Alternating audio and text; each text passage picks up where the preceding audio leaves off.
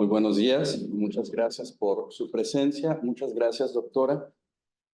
Voy a comenzar a exponer este proyecto que se titula La Capilla Musical Angelopolitana, Producción y Comercio Musical Novohispano de 1606 a 1678. Y el siguiente, por favor. Quiero comenzar diciendo que todos los músicos, de alguna u otra manera, nuestra labor es traer al presente o a nuestro tiempo la música del pasado. Por lo tanto, de alguna manera, los músicos somos un tipo de historiadores sonoros. Y me parece pertinente poder empezar esto, que fue mi principal interés, traer la música del pasado novohispano al estudio, a la discusión en la actualidad, y el resultado fue esta tesis. Siguiente.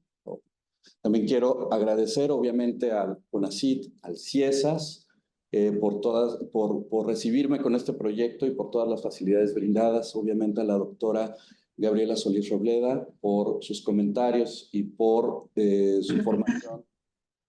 Al doctor Pablo Alejandro Suárez, que ha tenido presencia en todos los coloquios y que me ha apoyado en la parte bibliográfica y en este entendimiento del patrimonio documental musical novohispano. A la doctora Gladys Zamora, que ha tenido a bien hacerme precisas observaciones sobre la parte documental que faltaba en mi tesis. Y obviamente a la doctora Gabriela González, que, bueno, sin su guía y su apertura para este tema, prácticamente esto no hubiera sido posible. Gracias.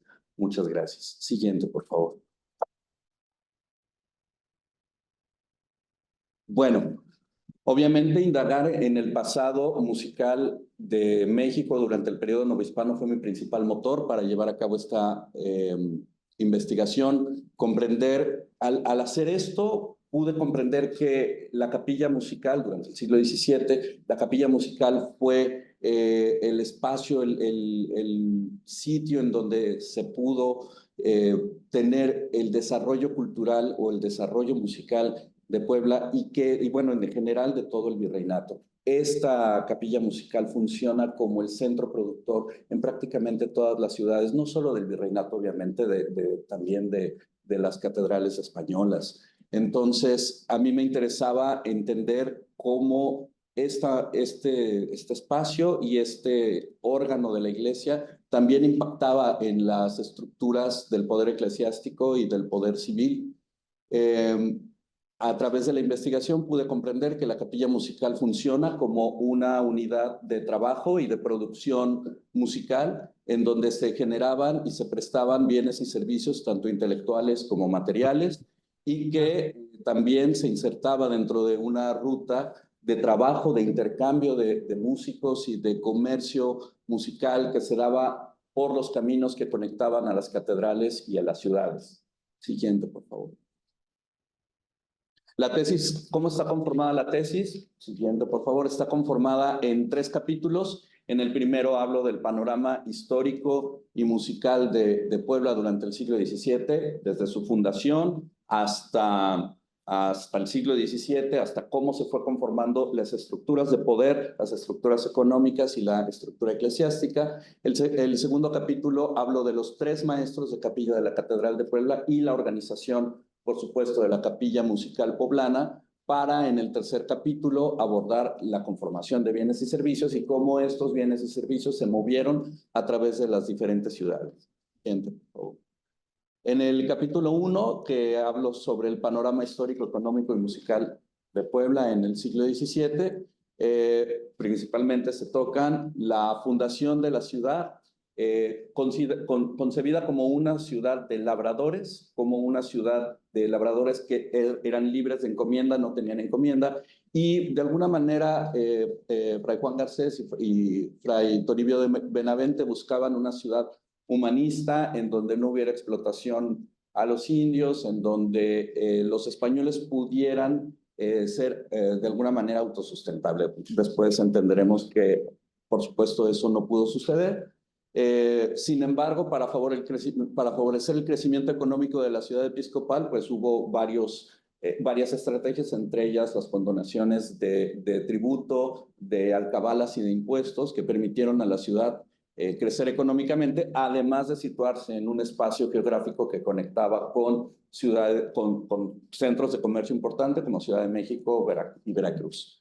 Y finalmente, en este capítulo, a través de las actas de Cabildo, a través de investigaciones de segunda mano, puedo encontrar la estructura y armar un organigrama de la capilla musical catedralicia, en donde puedo entender no solo la diferencia jerárquica de los diferentes puestos, sino la interacción de los puestos entre sí y también la diferencia de salarios que recibían los músicos por sus labores.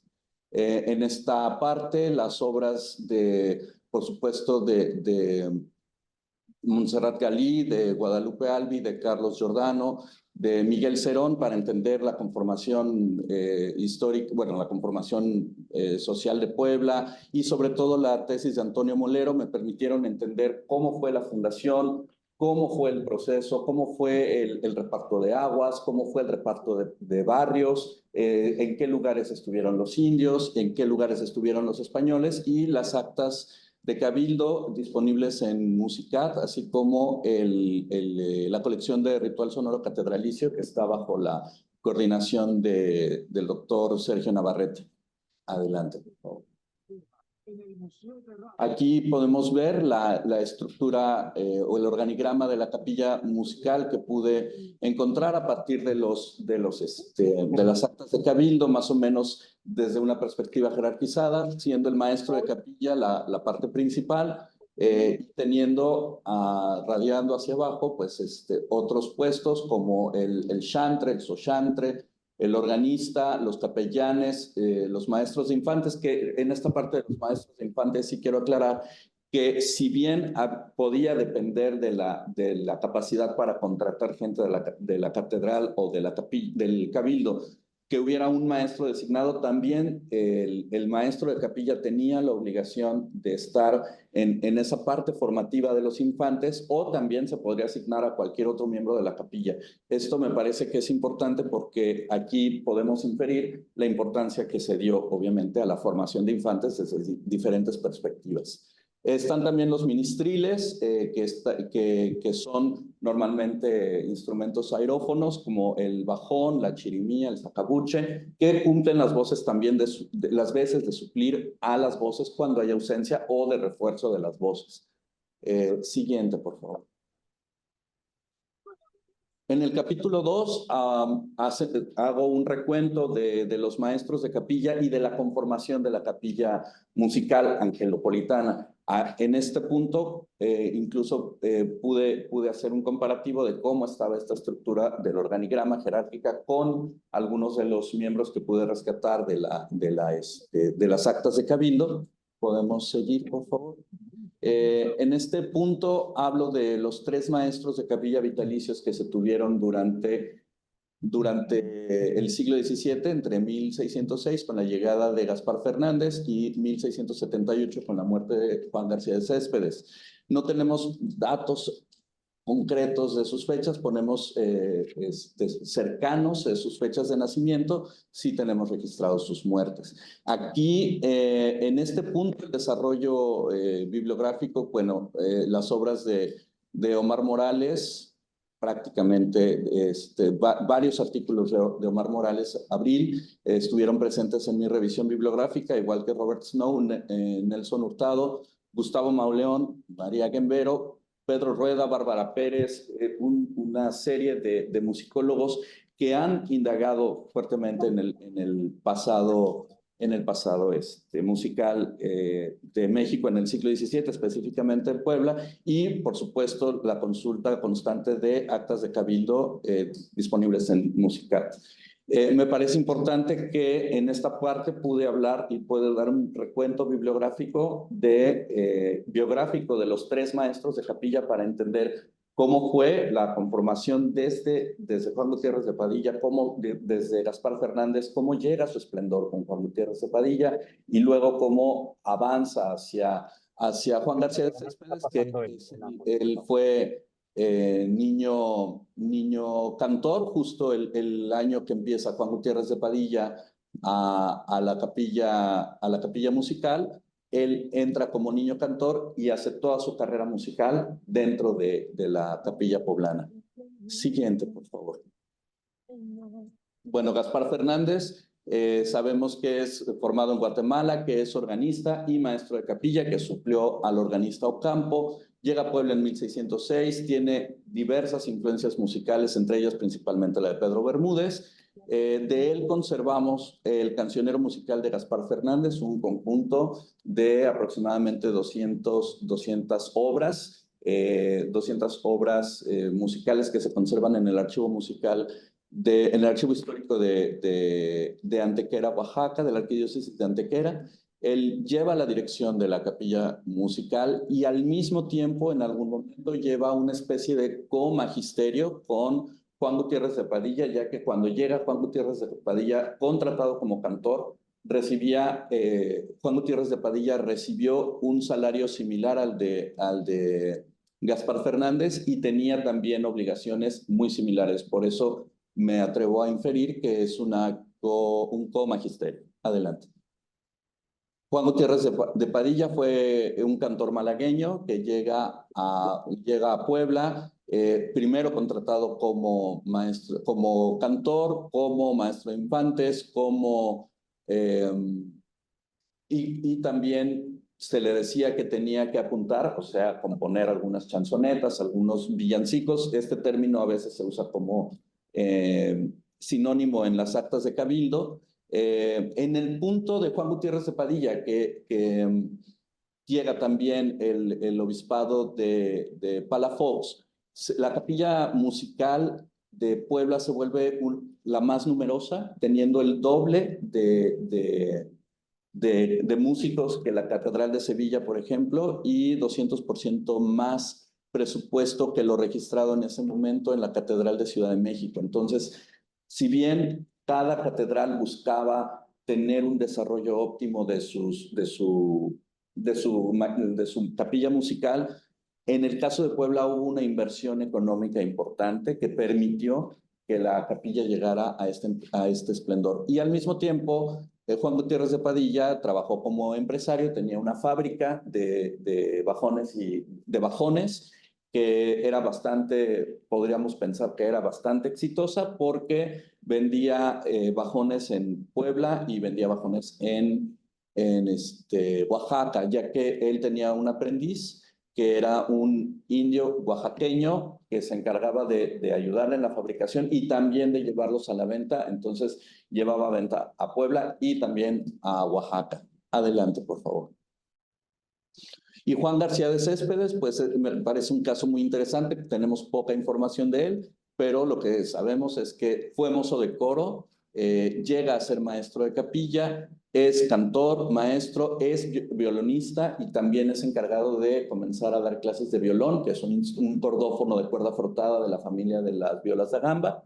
Y entonces empieza a dar clases de este instrumento en la capilla, lleva el magisterio, dentro del magisterio compra, le encomiendan comprar una serie de obras de Palestrina, lo cual nos indica la necesidad del cabildo de conservar la tradición sonora del ritual litúrgico en la capilla musical. Y bueno, de él se conoce este villancico que se le dice la guaracha virreinal porque según Drew Davis, es el villancico que da origen a una serie de grabaciones de Latin Baroque Music, que es un género que surgió en términos de grabación en los 90 y que, bueno, de este villancico no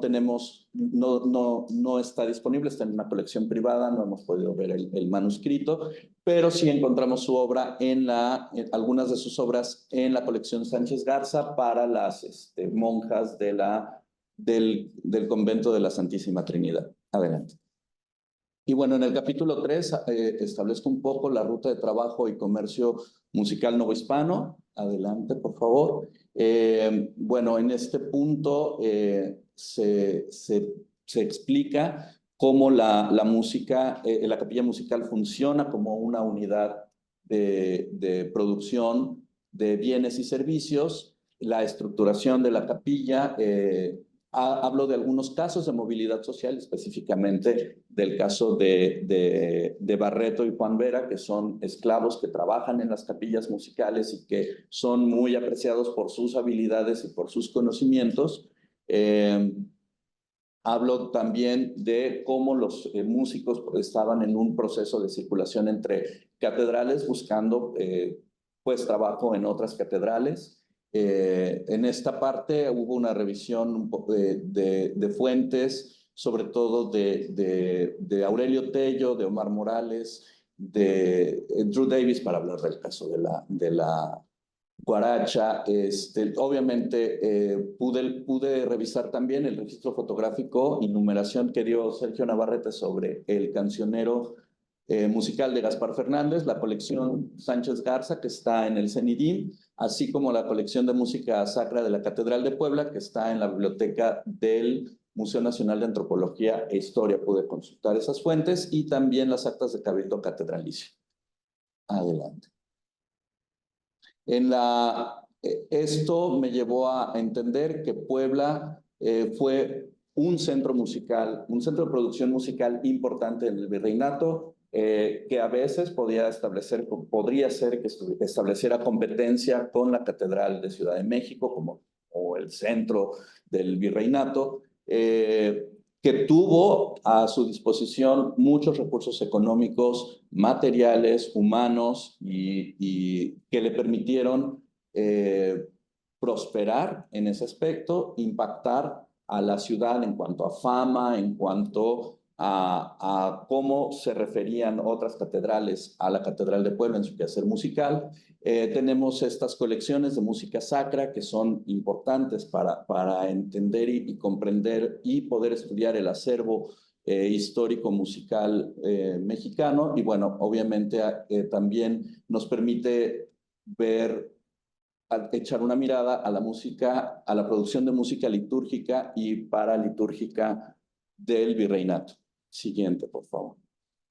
Considero que las aportaciones principales a esta tesis es, primero que nada, visualizar, poder unir el campo disciplinar de la historia con el campo disciplinar de la musicología. Me parece que todavía hay muchos puentes que tejer entre estas dos disciplinas y que nos permitiría brindar explicaciones más densas sobre nuestro pasado.